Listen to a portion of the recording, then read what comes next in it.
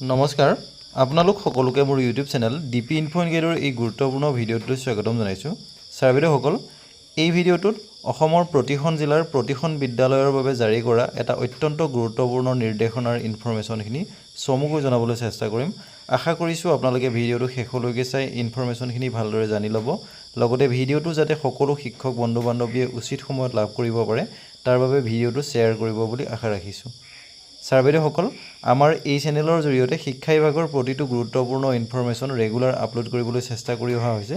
সেয়েহে আপুনি যদি আমাৰ চেনেলটো প্ৰথমবাৰৰ বাবে চাই আছে তেনেহ'লে অনুগ্ৰহ কৰি চেনেলটো ছাবস্ক্ৰাইব কৰি ল'ব বুলি আশা ৰাখিছোঁ তেনেহ'লে আহকচোন ভিডিঅ'টোৰ মূল কথাখিনিলৈ আগবাঢ়োঁ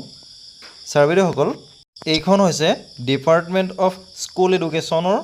secretary to the government of Assam Shri Narayan Konwar ছাৰে প্ৰতিখন জিলাৰ additional district commissioner education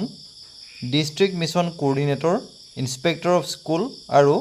district elementary education অফিচাৰসকললৈ জাৰি কৰা এখন অত্যন্ত গুৰুত্বপূৰ্ণ নিৰ্দেশনা পত্ৰ ইয়াৰ ছাবজেক্টটো হৈছে completion of student registration and AI enrolment in শিক্ষা সেতু with reference to the subject cited above it is seen that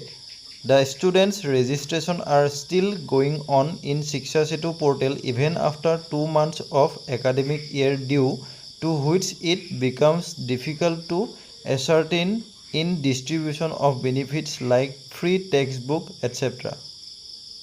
Therefore, all the districts are hereby requested to complete the registration and AI enrollment of students in the Shiksha Setu portal by 7th June 2024 without fail.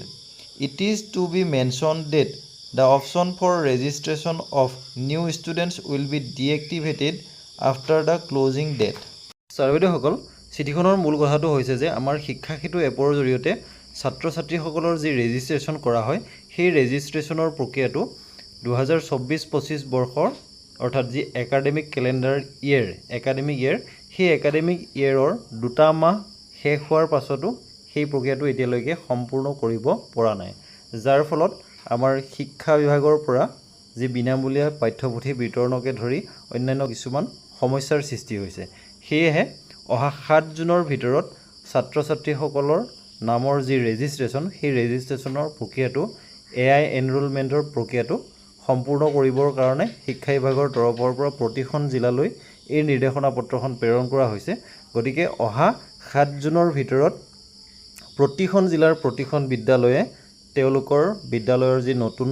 ছাত্ৰ ছাত্ৰীসকলৰ ৰেজিষ্ট্ৰেশ্যনৰ কাম সেই ৰেজিষ্ট্ৰেশ্যনৰ কাম সম্পূৰ্ণ কৰিব লাগিব AI enrolment সম্পূৰ্ণ কৰিব লাগিব আৰু 7 জুন 2024 তাৰিখৰ পাছত শিক্ষা সেতু এপত the option for registration of new students অৰ্থাৎ নতুন ছাত্ৰ ছাত্ৰীসকলৰ যি নাম ৰেজিষ্ট্ৰেশ্যন কৰাৰ অপশ্যন সেই অপশ্যনটো ডিএক্টিভেট কৰি দিয়া হ'ব বুলি কোৱা হৈছে আৰু ইয়াৰ ফলত ডিএক্টিভেট কৰি দিয়াৰ ফলত ছাত্ৰ ছাত্ৰীসকলৰ নামসমূহ ৰেজিষ্ট্ৰেশ্যন কৰাৰ পৰা বিৰত থাকিব লাগিব অৰ্থাৎ ৰেজিষ্ট্ৰেশ্যন কৰিব নোৱাৰিব গতিকে ছাৰ বাইদেউসকল বিষয়টো অত্যন্ত জৰুৰী